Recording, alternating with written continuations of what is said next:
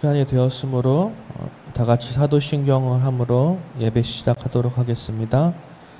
전능하사 천지를 만드신 하나님 아버지를 내가 믿사오며 그 외아들 우리 주 예수 그리스도를 믿사오니 이는 성령으로 잉태하사 동정녀 마리아에게 나시고 본디오 빌라도에게 고난을 받으사 십자가에 못 박혀 죽으시고 장사한 지 사흘 만에 죽은 자 가운데서 다시 살아나시며 하늘에 오르사 전능하신 하나님 우편에 앉아 계시다가 저리로서 산자와 죽은 자를 심판하러 오시리라. 성령을 믿사오며 거룩한 공회와 성도가 서로 교통하는 것과 죄를 사하여 주시는 것과 몸이 다시 사는 것과 영원히 사는 것을 믿사옵나이다. 아멘. 우리 첫 번째 찬양으로 다 같이 나의 가는 길 찬양하도록 하겠습니다.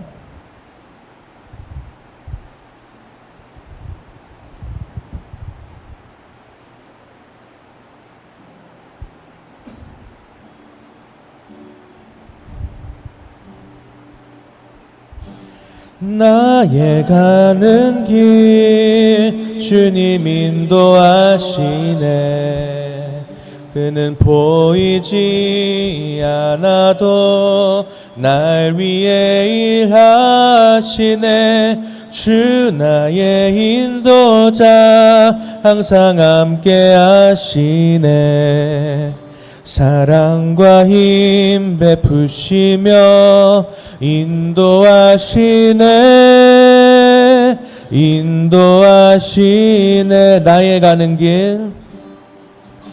나의 가는 길 주님 인도하시네.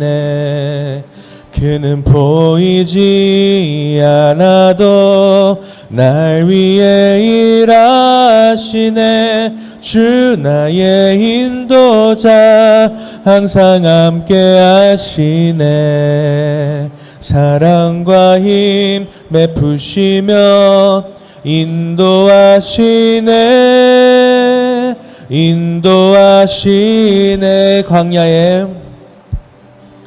광야에 길을 만드시고 날 인도해. 사막의 강 만드신 것 보라. 하늘과 땅 변해도 주의 말씀 영원히 내 삶 속에 새 일을 행하리. 나의 가는 길 주님 인도하시네. 그는 보이지 않아도 날 위해 일하시네. 주 나의 인도자 항상 함께 하시네. 사랑과 힘 베푸시며 인도하시네.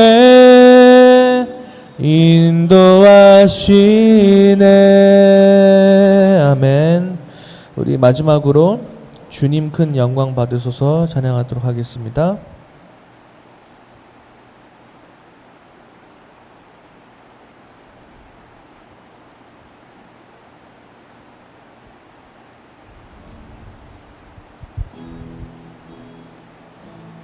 주님 큰 영광 받으소서.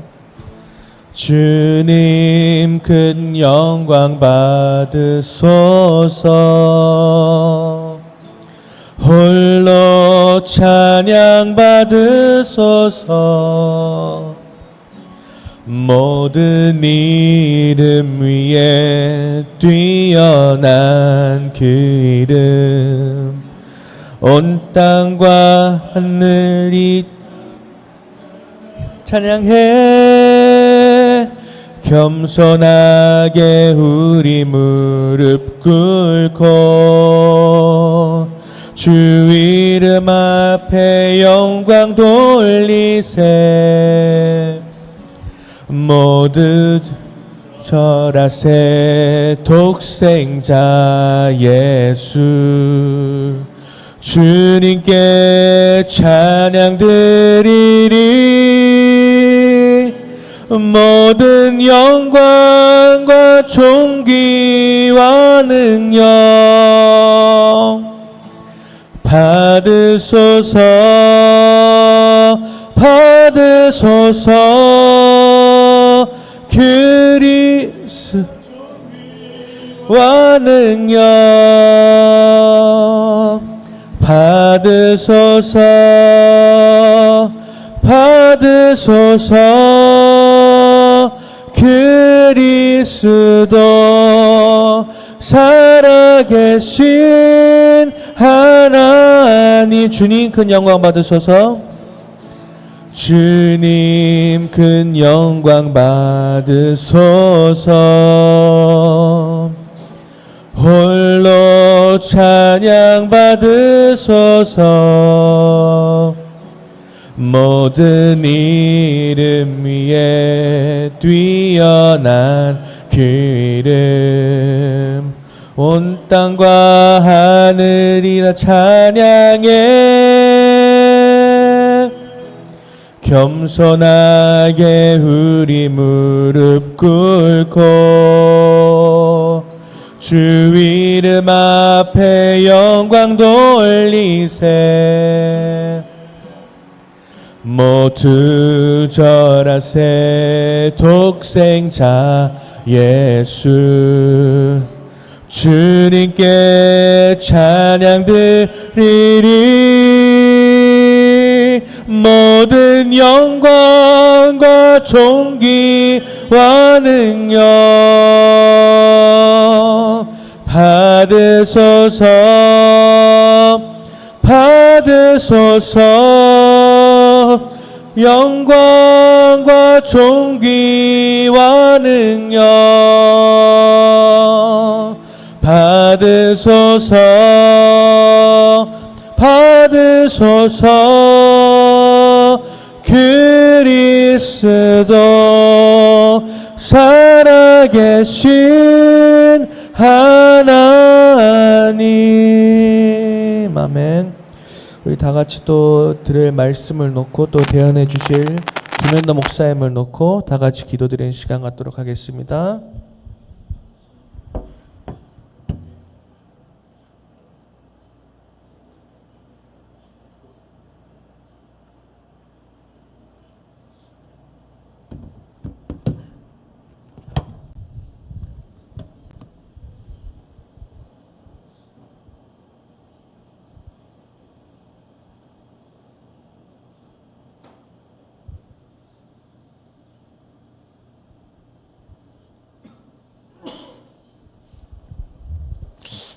감사드리며 모든 것 우리 주 예수 그리스도 이름으로 기도합니다. 아멘. 우리 레위기 19장 전체를 다룰 텐데요. 1절에서 2절까지만 함께 보도록 하겠습니다.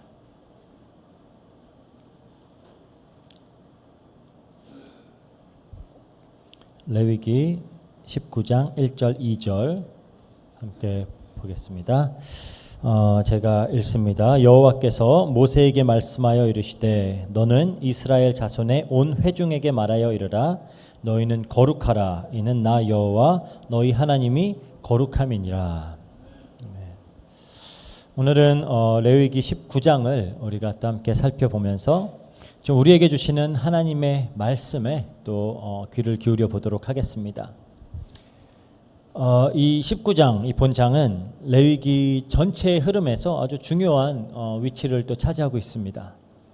우리가 앞서 봤던 17장, 18장에서는 하나님은 이제 이스라엘에게 예배에서의 거룩, 그리고 성적인 순결에 있어서의 그런 거룩을 요구를 하셨죠. 이제 이 19장, 이 본장에서는 이 거룩이라는 주제를 우리의 삶 전체의 영역으로 이제 확장을 시킵니다. 그래서 각종 그런 도덕적인 혹은 윤리적인 규례들을 제시를 하시는데요. 읽다 보면은 이게 약간 십계명을 풀어서 설명해 주고 있다라는 그런 느낌도 들고요. 그래서 이제 이 19장을 보고 작은 십계명이다라고 부르는 학자들도 있어요. 우리는 이미 이제 꽤 오랜 시간을 이제 레위기를 함께 공부를 했고, 또 레위기뿐만 아니라 성경 전체가 이 거룩이라는 주제를 매우 강조하고 있기 때문에 그 거룩이라는 단어의 그런 사전적 의미는 이미 잘 이해하고 있으리라 믿습니다. 구별되다, 이렇게 분리되다라는 뜻이죠. 하지만 아직까지도 우리 그 뇌리에 이렇게 깊이 새겨져 있는 거룩의 이미지는 그런 긴 어떤 예복을 입고 어떤 뭐 성당이나 막 수도원에서 기도하고 있는 뭐 그런 모습, 혹은 뭐 술이나 담배나 뭐 혹은 욕설 같은 걸 절대로 하지 않는 그런 어떤 좀 흠결 없는 그런 사람들을 보고 좀 거룩하다, 혹은 뭐 어떤 신비한 영적인 체험이나 어떤 그런 초월적인 분위기, 이런 것들이 좀 거룩한 것이 아닌가 이렇게 생각을 하는 경우가 있어요. 그래서 좀 현실과는 좀 동떨어진, 굉장히 좀 사변적이거나 혹은 종교적인 영역에, 그런 평범한 사람이 닿을 수 없는 어떤 고상한 영역의 일이 거룩이 아닌가 이렇게 생각을 하는 경우가 있습니다. 그래서 제가 이제 대학교 다닐 때도, 저희는 그 기독교 학교다 보니까 항상 그 홀리하다라고 분류되어지는 그룹의 학생들이 있었어요.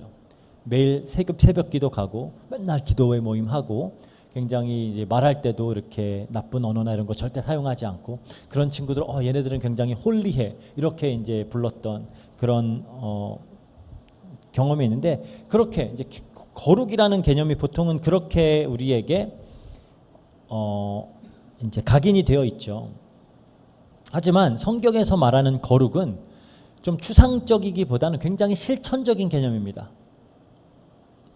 매우 일상적이고 또 관계적이고 또 이런 공동체 안에서 우리가 실천해야 하는 그러한 개념이에요. 그래서 오늘 본문을 살펴보면 이 거룩은 이 성막에서 제사를 드릴 때만 필요한 게 아니라 가정에서도, 이웃들과의 관계 속에서도, 뭐 노동 혹은 뭐 경제, 농업, 그런 사회 정의, 어떤 성적인 순결, 언어와 태도, 뭐 이러는 모든 영역까지 아우르는 그런 개념이 거룩이라는 개념이에요. 그리고 이 명령들은 구약의 이스라엘에게만 주어진 것이 아니라 모든 세대의 모든 성도들에게 주어진 것입니다. 그러니까 오늘날 우리에게도 적용되는 명령들이에요. 물론 예수 그리스도를 믿음으로 우리는 구원을 받아서 더 이상 구약의 의식법 아래에 우리가 놓여 있지는 않죠. 하지만 거룩하라라고 하는 그 하나님의 요구는 신약 시대도 여전히 유효합니다.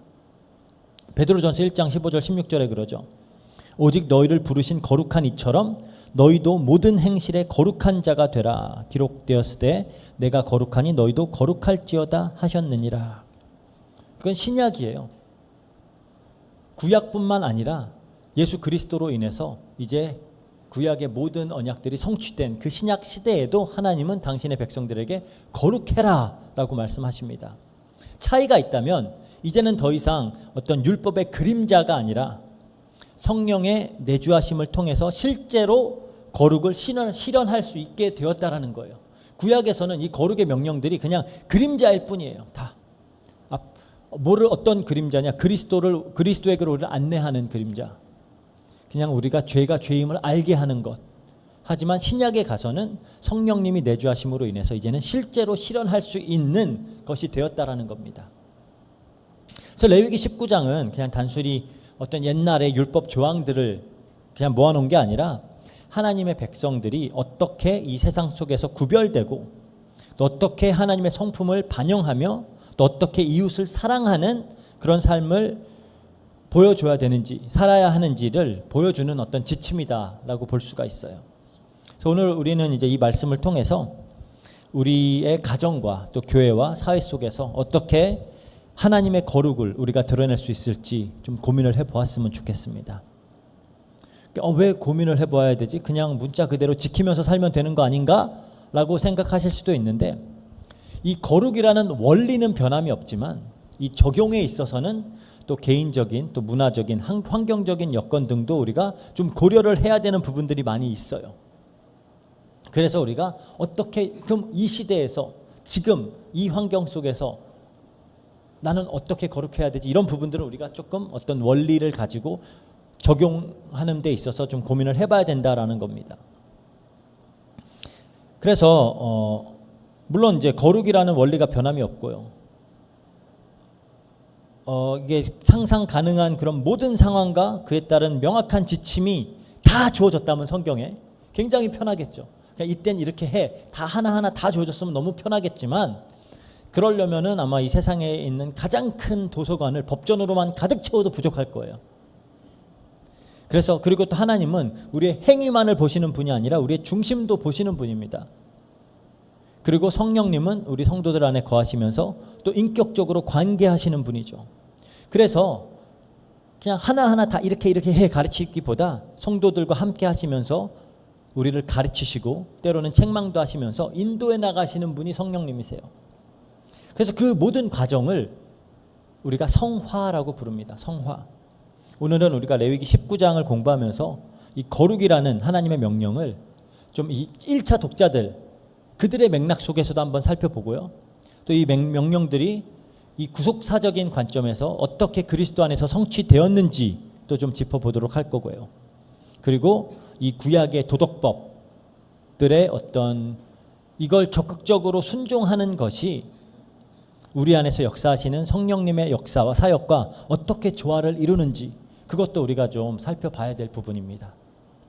이게 이 부분이 정리가 잘 돼 있지 않으면은 뭐 그냥 거룩하게 해라고 하면 그거 율법 막 이런 식으로 정지하고 그렇게 나오는 거예요. 우리가 이걸 제대로 좀 이 원리를 제대로 이해를 해야 됩니다. 먼저 본문을 좀 살펴보겠습니다. 이 말씀을 들었던 1차 독자들 그러니까 고대의 이스라엘 백성에게 거룩하라라는 명령의 의미가 뭐냐라는 거예요. 그래서 레위기 19장을 보면 이스라엘이 하나님의 거룩한 백성으로서 어떻게 살아야 하는지를 이제 구체적으로 보여주는 장이 이제 19장이다라고 할 수 있습니다. 하나님이 모세를 통해서 이스라엘 온 회중에게 말씀을 하시죠. 2절에 너는 이스라엘 자손의 온 회중에게 말하여 이르라 너희는 거룩하라 이는 나 여호와 너의 하나님이 거룩함이라. 이 한 구절이 레위기 19장의 모든 어떤 윤리 규범의 도덕 법들의 서론처럼 지금 주어지는 거예요. 이게 모든 율법의 기본 원리라는 겁니다. 그래서 이 원리를 먼저 제시한 다음에 뒤이어서 나오는 다양한 규례들은 이 원리를 풀어서 설명해주고 있는 것이다라고 우리가 이해를 할 수가 있어요. 우리가 잘 알듯이 거룩하다 히브리어로 카도시라고 하는데 이 기본 의미는 구별되다, 따로 떼어놓다라는 의미죠. 이건 그냥 단순히 도덕적으로 그냥 깨끗하다라는 의미를 넘어서 어떤 특정 목적을 위해서 구별되는 것을 뜻하는 게 거룩입니다. 그러니까 이스라엘은 주변 다른 민족들과는 달리 하나님께 속한 특별한 민족으로 구별이 되었어요. 그냥 부르신 게 아니라 목적이 있었어요. 출애굽기 19장 6절에 그러죠. 너희가 내게 대하여 제사장 나라가 되며 거룩한 백성이 되리라. 너는 이 말을 이스라엘 자손에게 전할지니라 그래요. 그러니까 제사장이 백성들에게 하나님을 대표하는 직분이듯이 이스라엘은 온 세상에 하나님을 대표하는 민족이에요. 하지만 이스라엘이 거룩한 백성이라고 하는 것은 그들이 스스로 완벽해서가 아니라 하나님께서 그들을 특별히 구별하셨기 때문입니다. 따라서 이스라엘 백성에게 거룩하라라는 명령은 너희는 내 백성이니까 나와 같이 구별된 삶을 살아라 라는 일종의 초대이면서 동시에 요구예요. 이거는. 그래서 당시에 이제 이스라엘이 처한 그런 문화적인 환경 속에서 이런 구별된다라는 건 굉장히 중요했습니다. 왜냐하면 이스라엘은 이제 막 이집트에서 종살이에서 해방되어서 나온 민족이었어요. 그리고 또 이들이 곧 들어가게 될 가나안의 문화는 그런 다신교와 우상 숭배와 굉장히 무절제한 그런 타락과 문란한 그런 문화로 가득했습니다. 그러니까 하나님은 이스라엘이 그런 이방의 풍습들, 애굽이나 가나안의 그런 이방의 풍습들을 답습하지 말고 하나님의 성품을 드러내는 그런 독특한 공동체가 되기를 원하셨던 거예요. 그래서 이 어두운 우상 숭배와 그런 무절제한 그런 타락으로 가득한 이 세상에 하나님을 나타내라는 겁니다. 어떻게 그걸 할 수 있을까요? 그게 이제 오늘 구체적인 명령들을 실천함으로 가능해지는 거예요. 그러니까 마치 이게 보면은 십계명을 여러 조항으로 풀어서 설명하는 것 같은데 좀 흥미로운 사실은 이게 하나님께 대한 어떤 수직적인 명령, 그러니까 하나님에 대한 명령, 하나님 사랑에 대한 명령과 이웃에 대한 수평적인 명령, 그러니까 이웃 사랑에 대한 명령이 막 특별히 막 특별한 주제별로 막 구분되어 있지 않고 막 뒤섞여 있어요. 그냥 막 뒤섞여서 나타나요. 이거를 어떤 뭐 주제별로 정리하기가 쉽지가 않습니다. 근데 이거 왜 이렇게 구성이 돼 있을까 생각을 해보면 이거는 신앙과 삶이 분리되어 있지 않다라는 걸 보여주는 거예요. 하나님 얘기 나왔다가 이웃 얘기 나왔다가 막 왔다 갔다 섞여 있어요. 그래서 예배할 때만 하나님을 섬기고 일상에선 다른 원리로 사는 것이 아니라 하나님께 대한 거룩이 곧 이웃 사랑으로, 그리고 더 나아가서는 어떤 더 정의로운 사회를 만드는 그런 일로 또 나타나야 된다라는 거죠. 그래서 우리가 이거를 감안하고 그래도 우리 어떤 이 논의의 편의를 위해서 주제별로 좀 정리를 해보면은, 그러니까 주제별로 정리되어 있지 않아요. 그냥 막 섞여 있습니다. 하지만 우리가 그냥 조금 더 논의의 편의성을 위해서 정리를 해보자면, 먼저 하나님에 대한 어떤 경외를 나타내는 그런 예배의 규례들이 있어요. 그게 이제 안식일을 준수해라, 뭐 우상 숭배를 금지하는 것, 그리고 화목제를 드릴 때의 규례, 뭐 3일째부터는 먹으면 안 된다, 뭐 그런 내용들, 그리고 또 안식일 지키는 게 이제 반복이 되고요. 그리고 성소를 경외해라, 뭐 그 신접하거나 무당 그런 사람들을 찾는 일을 금지해라, 이런 것들은 어떻게 보면은 하나님과 어떤 예배에 대한 규례들이다라고 볼 수가 있고요. 그리고 또 사회적인 정의와 이웃 사랑의 범주 안에 들어가는 조항들이 아주 많이 있습니다. 이게 이제 가난한 자와 어떤 거류민들을 위해서 밭, 모퉁이, 그리고 포도원의 모퉁이는 남겨둬라. 그렇죠? 그러니까 다 걷어가지 말고 좀 남겨둬서 가난한 사람들 와서 먹게 해라라는 거예요. 그리고 뭐 도둑질하지 말아라, 거짓말하지 말아라, 뭐 속임수 쓰지 말아라, 뭐 이런 내용들. 하나님의 이름으로 거짓 맹세하지 말아라, 이웃을 압제하지 말아라, 품꾼의 삭슬 제때 줘라, 귀머거리를 저주하거나 소경 앞에 장애물을 두지 말라, 그러니까 약자들 괴롭히지 말라라는 거죠. 그리고 재판에서 불공평하게 하지 말아라, 이웃을 비방하지 말아라, 마음으로 원한을 품지 말고 이웃을 사랑해라, 거류민들, 그러니까 이방인들도 함께 동포처럼 여겨라. 그리고 공평한 도량형, 그러니까 이런 뭐 무게를 재거나 뭐 그런 것 할 때, 그러니까 정직하게 해라. 그렇죠? 뭐 물건 같은 거 사고 팔 때 정직하게 해라. 뭐 이런 내용들이 또 있고요. 그리고 조금은 의식적이고 상징적인 어떤 차원에서의 구별됨을 보여주는 규례들이 있어요. 근데 이거는 조금 우리가 이해하기 힘든 내용들이에요. 이 규례들은 좀 당시의 문화적이나 환경적인 상황들을 고려하지 않으면 조금 이해하기가 힘듭니다. 예를 들어서 뭐 다른 종류의 어떤 교배, 그렇죠? 뭐 동물이나 씨앗이나 옷감, 심지어 옷감도 혼합하지 말라는 거예요. 그러니까 요즘 우리 옷들 보면은 뭐 80% 뭐 면, 뭐 20% 폴리에스테르 뭐 이런 거 있잖아요. 그런 거 입지 말라는 겁니다. 좀 이해하기 힘들죠. 이런 것들은 사실 어떤 다른 종류들을 혼합하는 것을 금지하는 건데, 이건 하나님의 백성이 이방인들의 풍습과는 뒤섞이지 않고 구별돼야 된다라는 걸 가르치기 위해서 이제 이러한 가르침들이 주어지는 거고요. 그리고 이제 뭐 어떤 과목의 첫 열매에 대한 규례들이 있는데요. 이제 가나안에 들어가서, 아직 광야에 있지만 너희들이 가나안에 들어가면은 첫 3년 동안은 과일을 따먹지 말래요. 그리고 넷째 해는 과일은 이게 첫 과일로 여겨갖고 이걸 다 여호와께 드리고 다섯째 해부터 이제 따서 먹어라 그래요. 그러면은 이게 뭐야? 그러면 굶으라는 거야 생각할 수도 있는데, 이게 이제 사실 또 뿌리와 어떤 줄기를 안정되게 해서 나무의 성장을 돕는 일반적인 농업 원리라고 하더라고요. 그렇게 하는 것이 하나님이 이제 이렇게 알려주시는 거고요. 혹은 이제 머리나 뭐 수염의 모양, 그리고 혹은 몸을 이렇게 상처를 내는 것이나 뭐 문신 금지하는 거, 이런 것들이 있어요. 그래서 뭐 그럼 기독교인들은 무조건 문신하면 안 되냐, 이런 것도 우리가 이제 맥락 속에서 이해를 해야 됩니다. 왜냐하면은 예를 들어서 우리 그런 페이스 아카데미 같은 데 가면 미국인 선교사님들인데 막 팔에 문신 막 있어요. 그러면 성경에서 문신하지 말라 그랬는데, 근데 이제 여기서의 문신들은 그런 고대 이방 종교의 그런 장례 풍습들과 연관이 있었던 어떤 행위들이에요. 그래서 그런 고대의 이방 종교, 그리고 그런 장례, 어떤 죽은 자들의 뭐 이런 것들을 막 새기고 막 이런 것들, 그런 것들을 이제 하지 말라는 거고요. 그리고 뭐 딸이 창녀되게 하는 일, 이건 이제 그게 나가서 몸 팔아라 이게 아니라 이제 신전에서 그 어떤 신전 창개라 그러죠. 그 이방 우상 숭배들을 하는 그런 일들을 하는 자들로 만들지 말아라. 뭐 이런 이제 조금은 우리가 지금은 이해하기 힘든 내용들인데 그런 문화적인 맥락들을 봐야지 좀 이해할 수 있는 내용들이고요. 그리고 마지막으로 이제 또 공동체의 어떤 도덕 질서 이런 것들을 유지하기 위한 규례들이 있습니다. 그래서 막 정혼한 여종의 동침 사건 그런 것들, 그러니까 내 여종인데 결혼을 했어요. 근데 아직 내 종인데 그 종과 동침을 했을 때 어떻게 해야 되는지 뭐 이런 것들도 있고요.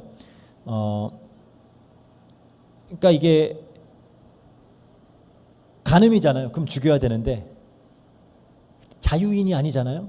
그러니까 이제 그런 부분들을 이제 고려를 하는 거죠. 그래서 뭐 남자는 속죄제를 드려야 되고 여자는 죽임을 당하지 않고 그 대신 그 사람이 보상을 해줘야 되고 뭐 이런 게 있습니다. 그리고 짐승과의 어떤 성적 부도덕 이거는 절대로 금지하고요. 그리고 노인을 공경해라 뭐 이런 그런 이런 여러 그렇게 좀 나름대로 분류는 해볼 수가 있어요. 근데 우리가 주목해서 봐야 될 부분은 이런 모든 규례들의 궁극적인 이유로 선언되는 약간 후렴구 같은 게 계속 반복해서 등장하는데 그게 나는 여호와다 혹은 나는 여호와 너의 하나님이다. 이 19장에서만 15번 등장을 합니다. 이건 모든 윤리와 도덕의 근거가 하나님의 성품과 하나님의 권위에 있다라는 거예요. 다시 말해서 이스라엘이 정직하고 자비롭게 살아야 하는 이유는 하나님이 어떤 분이신가라는 그것과 관련이 있다라는 겁니다. 하나님이 거짓이 없으시고 긍휼이 많으신 분이시기 때문에 그분의 백성들도 이웃을 속이지 않고 이웃을 돕는 삶을 살라는 거고요. 하나님이 공의로우시기 때문에 그의 백성들도 재판과 거래에서 공의를 실천을 해야 된다라는 겁니다. 하나님이 정결하시기 때문에 그들의 백성도 성적으로 음란하지 않고 가정을 지키는 삶으로 부름을 받는 거고요. 이렇게 이 거룩을 실천하는 것은 하나님의 성품을 세상 가운데 비추는 일이다라는 거예요. 그래서 이 고대 이스라엘에게 주어진 이 거룩의 명령은 그들의 주변 민족들과는 다른 삶을 살라는 겁니다. 그걸 통해서 이스라엘의 하나님은 얼마나 아름다운 성품을 가지신 분인지 그걸 드러내는 그러한 공동체로서 살아가라라는 소명이 주어진 거예요. 근데 이제 이스라엘 백성들도 지금 우리가 이런 명령들을 들으면 좀 부담을 느꼈듯이 그들도 부담을 느꼈겠죠. 아니 우리 죄 많은 우리가 어떻게 거룩해질 수가 있다는 거지? 우리가 하나님처럼 될 수가 있나? 그리고 실제로 레위기 전체를 보면 하나님은 거룩하시지만 인간은 끊임없이 범죄하고 부정해지기 때문에 그래서 속죄와 그런 속죄 제사들과 정결 예식들을 필요로 한다라는 사실을 하나님도 너무나 잘 알고 있으시고 그걸 다 허락하시는 겁니다. 실수할 거 아니까. 그리고 이제 우리는 이 레위기 말씀들 보면 너무 이상적이지 않냐, 이건 절대 지킬 수 없는 명령들 아니야? 라고 생각할 수 있지만 또 우리가 또 한편으로 생각해 봐야 되는 것은 하나님이 이러한 율법을 주시는 이유는 이스라엘의 유익과 그들의 행복을 위함이에요. 그냥 막 어렵게 만들기 위한 것이 아니라 이렇게 살 때 그들이 더 행복하다라는 겁니다. 그래서 신명기 10장 12절 13절에 이렇게 나와요. 이스라엘아, 네 하나님 여호와께서 내게 요구하시는 것이 무엇이냐? 곧 내 하나님 여호와를 경외하며 그의 모든 도를 행하고 그를 사랑하며 마음을 다하고 뜻을 다하여 내 하나님 여호와를 섬기고 내가 오늘 네 행복을 위하여 내게 명하는 여호와의 명령과 규례를 지킬 것이 아니냐. 그래요. 그러니까 우리의 거룩함은 결국 죄와 악의 길을 떠나서 복되고 선한 길로 행하는 것이기 때문에 우리에게 유익한 것이고 이게 우리를 행복하게 만들어준다라는 거예요. 오히려 우리는 죄가 우리를 행복하게 만들어줄 거라는 생각들을 하면서 살아요. 그리고 이 세상은 계속 그거를 그런 유혹을 하죠. 하지만 하나님은 인간을 그렇게 만들지 않으셨다라는 겁니다. 그래서 거룩함이란 것은 결국 이게 이제 어떤 의미냐, 막 어떻게 보면 더 온전하다라는 그런 의미와 더 밀접하게 연관이 돼 있어요. 온전함. 그러니까 완전함이 아니라 온전함이라는 거죠. 그래서 오늘 본문의 규례들도 보면은 굉장히 뭐 어떤 추상적인 어떤 뭐 수양이나 어떤 고행을 하라는 게 아니라 그냥 이게 우리 관계 속에서 항상 구현될 수 있는 그런 덕목들입니다. 부모님들과의 관계, 예배 공동체에서의 관계, 이웃관들과의 관계, 사회적 약자들과의 관계, 그 어떤 삶의 모든 영역에서 우리가 정직과 친절과 자비를 행하는 그게 거룩이다라는 거고, 그것이 우리에게 더 유익하다라는 겁니다. 그러니까 하나님 앞에서 제사를 드릴 때만 거룩한 것이 아니라 우리 가정에서도, 우리가 밭에서도, 우리 사업장에서도, 모든 사람들과 관계 속에서, 심지어 식탁과 침실에서도 거룩하라는 거예요. 그게 이 거룩한 삶이 하나님의 성품대로 온전하게 균형 잡힌 삶이라는 겁니다. 그렇게 하나님이 만드셨다라는 거예요. 그래서 이제 레위기 19장 18절, 내 이웃을 내 자신과 같이 사랑하라, 그 명령이 어떻게 보면 거룩함의 정수다라고 우리가 볼 수가 있는 겁니다. 그러면 이 거룩의 명령은 이제 신약 시대에 와서 어떻게 성취되고 또 어떻게 우리에게 이어지는지 우리가 좀 바르게 알아야 될 필요가 있죠. 먼저 예수님께서 오심으로 율법의 요구가 다 완성되었다라는 사실을 우리가 잘 알고 있습니다. 예수님이 마태복음 5장 17절에 이렇게 말씀하세요. 내가 율법이나 선지자들을 폐하러 온 줄로 생각하지 말라. 폐하러 온 것이 아니라 완전하게 하려 함이라. 그러니까 예수님은 인간으로서 완전한 거룩함을 실천하신 유일한 분입니다. 베드로전서 2장 22절에 그래요. 그는 죄를 범하지 않으시고 그 입에 거짓도 없으시며. 그렇죠? 그리고 이 레위기 19장에서 강조하는 그 이웃 사랑을 예수님만큼 잘 실천한 분도 없어요. 예수님은 항상 소외된 자, 가난한 자, 죄인들, 세리, 심지어 병든 자들, 이방인들까지도 사랑으로 품으시면서 거룩함이란 곧 그 사랑을 실천하는 것이다 라는 걸 몸소 증명해 보이신 분입니다. 그러니까 이 거룩의, 완전한 거룩의 모범을 보이신 분이에요. 하지만 예수님은 단지 모범만을 보이신 게 아닙니다. 왜냐하면 예수님이 그냥 좋은 모범을 보이시고 가셨으면 그건 우리에게는 유익이 되지 않아요. 어떻게 보면 어떤 불가능한, 넘을 수 없는 벽을 보고 우린 좌절하게 되는 거죠. 하지만 우리는 예수님처럼 거룩하게 살 수 없기 때문에 그래서 구약에도 제사 제도가 있는 거예요. 그렇죠? 죄를 지을 때마다 속죄 제사를 드려야 했고, 심지어 제사장도 자기 죄를 위해서 희생 제물을 드려야만 했죠. 이건 인간의 힘으로는 거룩함에 도달할 수도, 거룩함을 유지할 수도 없다라는 걸 보여주고 있는 겁니다. 그래서 이스라엘은 더 완전한 희생 제사, 반복되지 않아도 되는 희생 제사를 오매불만 기다렸던 거예요. 그래서 그 완전한 희생 제물이 그 성취로 오신 분이 예수 그리스도죠. 예수님은 십자가에서 우리의 모든 죄를 짊어지시고 죽으심으로써 레위기에서 수없이 드려졌던 그 속죄제를 단번에 완성을 하셨던 겁니다. 그래서 그 결과 어떻게 되냐? 히브리서 10장 10절에 이 뜻을 따라 예수 그리스도의 몸을 단번에 들이심으로 말미암아 우리가 거룩함을 얻었노라. 그러니까 예수님의 피로 우리는 하나님 앞에 의롭다함을 얻었고요, 거룩함을 얻었어요. 거룩한 신분이 우리에게 주어졌습니다. 이제 우리는 담대하게 하나님의 임재 앞으로 나아갈 수 있는 그런 존재들이 된 거예요. 그래서 신약에서는 거룩함이라는 이 개념이 완전 새로운 차원에서 이해가 됩니다. 이제는 율법을 지킴으로써, 그러니까 구약에서는 우리가 율법을 지켜서 하나님의 거룩한 백성답게 살자 이거였다면, 이제는 예수 안에서 거룩한 백성이 되었으니 이제 그 신분에 걸맞게 살자라는 거예요. 그렇게 바뀌는 겁니다.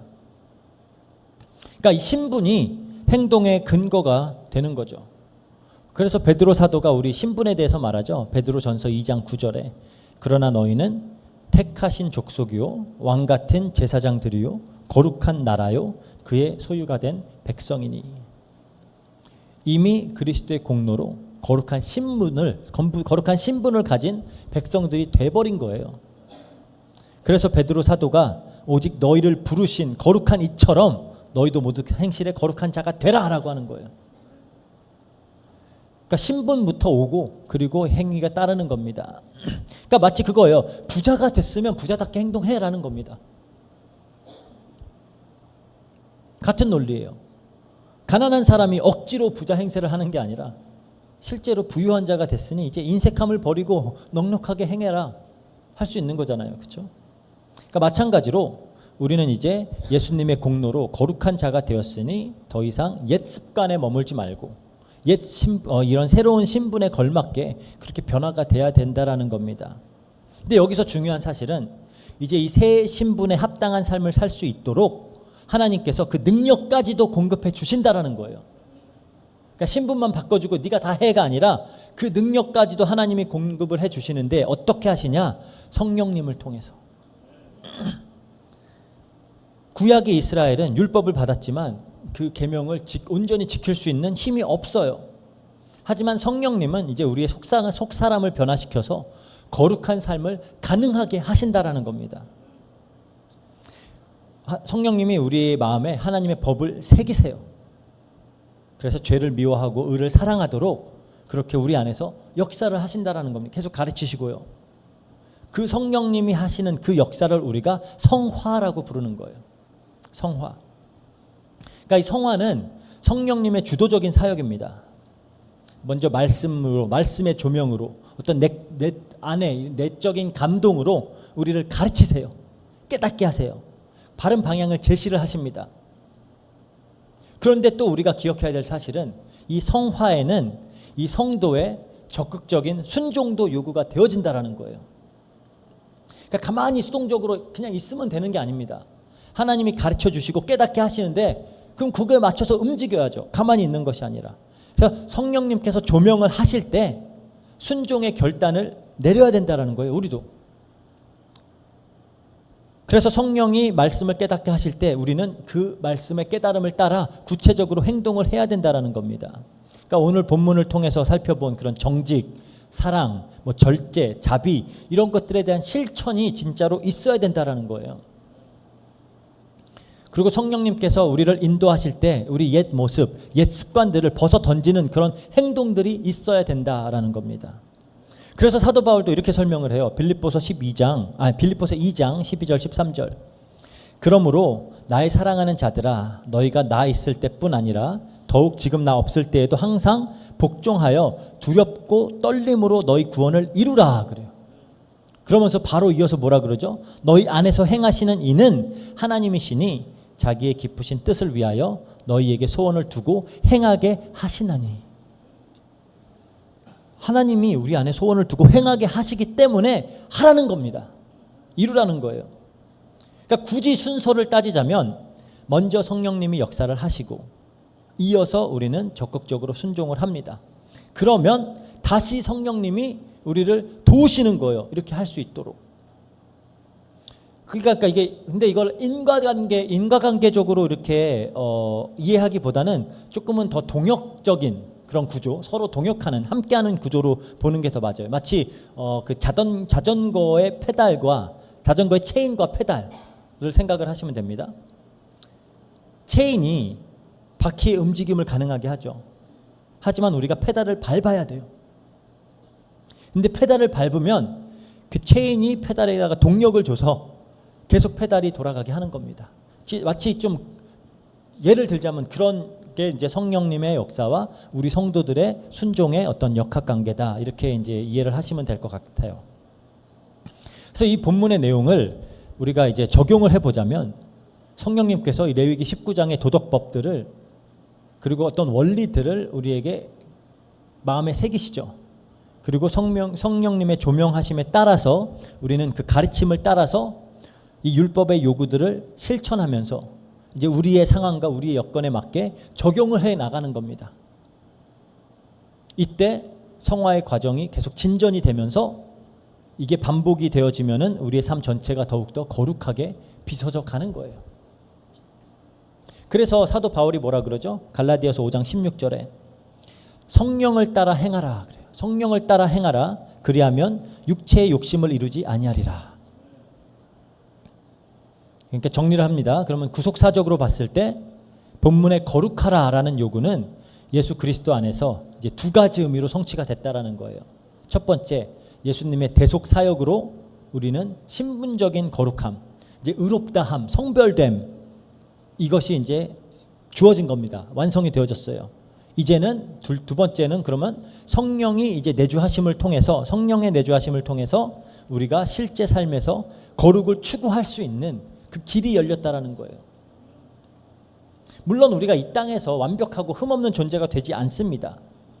하지만 그렇다라고 해서 거룩함은 그냥 아주 멀기만 한 이상은 아니다라는 거예요. 성령 안에서 날마다 우리가 자라나아가는 어떤 삶의 목표가 되는 것이 거룩이라는 겁니다. 이게 그렇기 때문에 신약 성경 곳곳에서 거룩함을 온전히 이루어라, 하나님의 너희를 향한 하나님의 뜻은 거룩이다, 이 권면들이 계속 나오는 이유가 이제 우리가 그걸 향해 나아갈 수 있기 때문이에요. 그걸 우리가 이제 이해를 해야 된다라는 겁니다. 그렇다면 우리는 이제 성령님의 도움을 힘입어서 어떻게 일상에서 거룩을 실천하면서 살아갈 수 있을까? 조금 더 실천적인 부분들을 우리가 또 조금은 고민을 해봐야 되는데, 물론 여기서 가장 기본적인 원리는 이웃 사랑입니다. 이웃 사랑. 18절에 그러죠. 원수를 갚지 말며 동포를 원망하지 말며 내 이웃 사랑하기를 내 자신과 같이 사랑하라. 나는 여호와라. 근데 우리가 여기서 이 사랑이라는 개념을 좀 바르게 이해를 해야 돼요. 사랑이 공의를 희생시키는 게 아닙니다. 우리는 그렇게 생각을 할 때가 많아요. 그러니까 예를 들어서 이제 좀 원리적인 차원에서 얘기하는 건데 15절에 이렇게 말합니다. 본문 15절. 너희를 재판할 때에 불의를 행하지 말며 가난한 자의 편을 들지 말며 세력 있는 자라고 두둔하지 말고 내 이웃을 공의로 재판할지니라 그래요. 그러니까 사랑은 공의를 떠나서 존재하지 않는다라는 거예요. 가난하다라고 해서 무조건 옳다라는 게 아닙니다. 많이 가졌다라고 해서 무조건 악한 것도 아니에요. 그런데 지금 우리가 사는 이 세상은 계속 이제 집단 이데올로기를 가지고 사람을 계속 나누죠. 억압하는 자, 억압받는 자로 굉장히 단순한 구도로 그냥 만들어버려요. 그래서 그걸로 세상을 재단하면서 어떤 프레임을 씌우냐. 가난한 자는, 가진 자는 악한 자들이고 강한 자는 악한 자들이고 가난한 자들은 선한 자들이다. 이제 그런 어떤 구도를 만들어서 계속 세상을 그렇게 만들어 가는 거예요. 하지만 성경은 그렇게 얘기하지 않습니다. 성경은 누가 가난하고 누가 뭐 부자고 누가 강하고 누가 약하고 그걸 가지고 판단하는 게 아니라 하나님의 도덕법을 기준으로 판단하라는 거예요. 그러니까 성령 안에 사는 우리는 결코 이 세상의 이분법적인 이 잣대에 휘둘려서는 안 됩니다. 그러니까 우리는 언제나 하나님의 공의와 사랑으로 사람을 바라보고 판단하려고 노력을 해야 되겠죠. 그런데 또 우리가 이 사랑을 또 실천해 나갈 때 또 고려해야 되는 부분들이 있어요. 하나님은 이웃 사랑을 명하실 때 그 사랑이 도움을 받는 자의 존엄성을 지키는 그런 사랑이 되기를 바라시는 겁니다. 무슨 말이냐? 밥 모퉁이를 다 거두지 말고 가만 놔두래요. 떨어진 이삭들 줍지 말라고 하시는 이유가 뭘까요? 가난한 자들이 누구의 눈치도 보지 않고 조용히 와서 주워갈 수 있도록 그 존엄성을 지금 보장하고 있는 겁니다. 우리는 계속 뭔가 돕는 일을 하면서 자꾸 티를 내고 싶어 하죠. 막 사진 찍어서 올리고 누가 봐주기를 원해요. 그러면은 뭐 우리 입장에서 내가 이렇게 잘했어라고 할 수 있지만 그렇게 공개적으로 도움받는 사람들, 그 사람들은 뭐 마냥 좋을까요? 그렇지 않거든요. 굉장히 비참하게 느낄 수도 있고요. 그래서 어떻게 보면은 좀 더 상대방의 체면을 세우면서 돕는 그런 사랑을 실천하라는 겁니다. 그러니까 성령께서 우리 안에 계실 때 우리는 드러내는 사랑보다 존중하는 사랑을 좀 배우게 되는 거예요. 그리고 또 하나님은 이 당시의 약자들의 상황과 그런 환경들도 그렇다고 고려하지 않는 게 아니에요. 고려하면서 공의를 세워나가시는 겁니다. 칼로 막 무자르듯이 그냥 그렇게 하는 것이 아니라, 예를 들어서 20절에 아까도 말했죠. 정혼한 여종이 범해졌을 때 누군가와 정혼을 했는데 신분상 여종이에요. 그러니까 자유가 없는 상태에서 정혼했는데 자기 주인과 성관계를 맺게 된 겁니다. 간음죄잖아요. 그럼 돌로 쳐 죽여야 되는데, 하지만 그녀의 노예라는 상황을, 그리고 그 노예라는 신분 때문에 오는 제약을 감안을 하는 겁니다. 거절을 할 수가 없어요. 노예이기 때문에, 자유가 없기 때문에. 그래서 그걸 감안해서 판단을 내리는 거죠. 그러니까 돌로 쳐 죽여야 되지만 죽이지 마. 그리고 오히려 그 남자가 속죄제를 하고 배상도 할 수 있도록 그렇게 이제 해 나가는 겁니다. 이건 그러니까 단지 어떤 법률의 문제를 넘어서 하나님이 어떤 그 상황과 현실 속에서 최대한의 배려와 정의를 이루시는 그런 분이구나라는 걸 또 보여주고 있는 겁니다. 우리가 그거를 본받아서 실천해야 된다라는 거고요. 이웃 사랑이란 건 어떻게 보면 굉장히 섬세한 배려와 또 정의의 실천, 이게 동시에 진행되어지는 일이에요.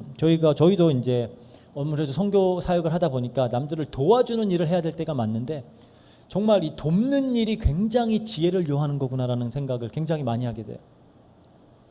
이걸 지혜롭게 하지 않으면은 뭐 오히려 도와주면서 더 힘들게 할 수도 있겠구나, 뭐 그런 생각들도 들고요. 이거 도와준다라고 하면서 오히려 이 사람들을 굉장히 무력하게 혹은 비참하게 만들 수도 있겠구나라는 생각도 들고요. 이게 굉장히 어떻게 섬세한 배려들을 요구하는 것이구나, 이웃을 사랑한다라는 것은. 그리고 또 하나님은 또 반드시 하나님 백성 구별되어야 된다라는 그런 명령도 계속 주시죠. 하나님의 백성으로서 세상 문화와는 좀 다른 기준으로 살라는 그런 부름을 우리도 계속 받고 있다라는 겁니다. 근데 이게 또 동시에 우리가 그냥 세상과는 다르기 위해서만이 아니라 그렇게 사는 것이 동시에 믿음이 연약한 우리 형제 자매들을 시험에 들지 않도록 하는 배려이기도 하다라는 거예요. 우리가 다 자유가 있죠. 그리스도 안에서 우리는 자유로운 자들이에요. 하지만 우리의 자유를 자발적으로 사랑으로 우리가 제한해야 한다라는 겁니다. 바울이 말한 것처럼 모든 것이 가하나 모든 것이 유익한 게 아니에요. 성령의 사람은 자기의 자유보다 형제 자매의 유익을 먼저 생각하는 사람이라는 겁니다. 그래서 예를 들어서 그런 아까 말했던 그런 머리를 막 둥글게 밀지 말아라, 문신을 새기지 말아라, 핏째 먹는 그런 풍습 같은 걸 금하신 이유는 이게 그냥 금욕적인 규율이 아니라 이것이 예를 들어서 그 초대교회 때 사도행전 15장에 보면은 그 율법을 행함으로 구원받는 게 아니기 때문에 이방인들에게 율법을 강요하지 않아도 돼. 하지만 뭐 핏째 먹는 거 뭐 이런 것들은 하지 말아라라고 하잖아요. 그러면은 그거는 하면은 지옥 간다는 얘기가 아니라 이방인들이 그런 행위들을 할 때 유대인 형제 자매들이 굉장히 그거를 불편해하고 힘들어해요. 그러니까 그런 부분들을 배려하라라는 겁니다. 그래서 사도 바울은 심지어 뭐라고 해요? 고기 마음껏 먹으라는 겁니다. 뭐 우상에게 바쳐진 고기, 그게 뭔 상관이야? 고기는 고기지. 우상 그런 건 다 헛된 건데 먹을 수 있어. 하지만 내가 우상에게 바쳐진 고기를 먹는 게 다른 믿음 약한 형제 자매에게 시험이 된다. 그럼 나 고기 안 먹어라고 하는 겁니다. 이제 그러니까 우리가 이 세상과 구별되게 산다라는 것이 동시에 또 우리 믿음의 형제 자매들을 시험에 들게 하지 않는 그것이 되어진다라는 겁니다. 그래서 우리가 또 실천을 해 나가는 거예요. 그러니까 이것들을 종합해 보면은 거룩이라는 게 굉장히 막 추상적이고 먼 얘기가 아니다라는 겁니다. 곧 이 사랑과 공의, 배려, 구별됨 이런 것들이 다 균형 있게 그렇게 드러나는 삶, 그걸 보고 이제 거룩한 삶이다라고 할 수가 있고요. 성령님은 오늘도 우리 안에서 우리를 이 길로 이끄시고 깨닫게 하시고 가르치면서 인도하고 계신다라는 거예요. 그렇다면 우리는 그 인도하심을 받아서 순종하는 행동들을 우리가 해야 된다라는 겁니다. 그래서 그런 원리들을 바탕으로 우리가 각자 나름 우리가 속한 현실 속에서 어떻게 이 거룩을, 이 하나님의 공의와 사랑을 실천할 수 있을지 좀 고민을 많이 해봐야 되는 거예요. 이거는 그러니까 지금은 원리만 제시를 하는 겁니다. 뭐 지금 막 구체적인 상황들을 다 말할 수는 없잖아요. 이게 이제 뭐 어려움에 처한 이웃들을 돕기 위해서 뭐 우리의 수익의 일부를 나누는 일이 될 수도 있고요. 예수님 말씀대로 어려운 자들은 늘 우리 주변에 있어요. 혹은 뭐 우리의 일상에서 정직을 실천하는 그런 것들이 될 수도 있고요. 약자들에게 좀 더 공정하게 대하는 태도일 수도 있고요. 뭐 학생들이라면 시험 볼 때 뭐 컨닝하지 않고 리포트 같은 거 쓸 때 표절하지 않고 이런 것들이 될 수가 있고요. 어떤 뭐 파트타임이나 이런 일들을 한다면은 더 성실하게 주인 이렇게 눈치 보면서 속여가면서 그렇게 하지 않고, 혹은 직장이나 뭐 사업을 하는 사람들이라면 뭐 성실하게 납세를 하고, 또 돈 거래 시 약속을 지키는 일, 직원을 두고 있다면 월급 제때제때 주는 이런 것들, 그런 것들 우리가 다 실천할 수 있는 거라는 겁니다. 그리고 모든 관계 속에서 좀 더 약자들을 존중하고 좀 갑질하지 않고 어떻게 할 수 있을지, 이런 것을 우리가 좀 많이 고민을 해봐야 된다는 거예요. 그리고 또 무엇보다 진지하게 신앙생활에 임하면서 이 문화의 흐름에 동화하지 않고 좀 정결한 삶을 살 수 있을까, 이런 부분들은 우리가 좀 더 구체적으로 또 우리 개개인이 처한 상황 속에서 이런 성경의 원리들을 가지고 우리가 고민해보고, 또 우리가 이런 것들을 갖고 고민을 하고 또 하나님의 지혜를 구하면 성령님께서 알려주세요. 그럼 그거를 우리가 또 실천해 나가고 하면서 우리가 그 동력을 받아서 더욱 조금씩 성화되어지고 거룩해지는 삶을 살아갈 수 있는 겁니다. 막 지킬 게 너무 많다, 막 버겁다라고 느껴질 수도 있어요. 사실 우리 힘만으로는 이렇게 살아낼 수 없습니다. 우리 마음은 너무 쉽게 흔들리고 우리의 삶은 진짜 거룩과는 거리가 멀 때가 많아요. 만약 하나님께서 우리의 순종만을 근거로 우리를 받아주신다면은 아마 우리 중에 그 누구도 하나님 앞에 자신 있게 설 수 있는 자는 없습니다. 하지만 성경에 뭐라 그래요? 예수님이 우리의 거룩함이 되셨다 그래요. 고린도전서 1장 30절 볼게요. 너희는 하나님으로부터 나서 그리스도 예수 안에 있고 예수는 하나님으로부터 나와서 우리에게 지혜와 의로움과 거룩함과 구원함이 되셨으니 그래요. 그래서 아까 말했듯이 히브리서 10장 10절, 이 뜻을 따라 예수 그리스도의 몸을 단번에 들으심으로 우리가 거룩함을 얻었노라. 우리에겐 이미 거룩한 신분이 주어졌어요. 거룩은 우리가 이루는 것이 아니라 그리스도의 선물입니다. 그러니 이제 우리가 이미 거룩하게 된 자답게 살라라는 그 부르심의 앞에 우리가 이제 서 있는 거예요. 성경에선 그러죠. 빛의 자녀들처럼 행해라. 우리가 순종을 해야 된다라는 겁니다. 성령께서 우리 안에 계시면서 매일매일 우리를 새롭게 하시고 작은 선택 하나하나에서 거룩을 실천할 수 있도록 도우실 거예요. 그건 하나님의 약속입니다. 그러므로 우리가 두려워할 필요가 없어요. 어제 실패했더라도 오늘 다시 일어설 수 있습니다. 넘어져도 그리스도 안에서 다시 거룩을 향해서 또 한 걸음 더 나아가면 되는 거예요. 성령님이 우리를 붙들고 계시고 또 결국은 하나님 앞에 거룩하고 흠없는 자로 세우실 거다라는 그 소망이 있어요. 우리는. 그래서 이 거룩은 짐이 아닙니다. 짐이 아니고 하나님과 더욱 동행하면서 사는 삶의 방식이에요. 그래서 성령 안에서 거룩을 따라 사는 삶은 결코 헛되지 않습니다. 하나님이 우리의 작은 순종 하나하나를 기뻐 받으실 거예요. 그리고 그 거룩한 삶이 또 증거가 돼서 이 세상에는 빛으로 비출 겁니다. 그래서 우리가 내가 거룩하니 너희도 거룩하라 라는 그 하나님 말씀을 좀 사실적으로 마음에 새기고 또 사실적인 도전과 실천을 좀 해나가는 우리 로고스 교회 성도님들 되시기를 주의 이름으로 축복합니다. 기도하고 마치겠습니다. 사랑과 은혜가 풍성하신 하나님 아버지 감사합니다. 말씀을 통하여 또 성도로서 거룩하게 산다라는 것이 어떤 의미인지, 또 어떻게 하나님께서 우리와 함께 하시며 이것을 가능하게 하시는지를 또 깨닫게 하시니 너무나 감사합니다.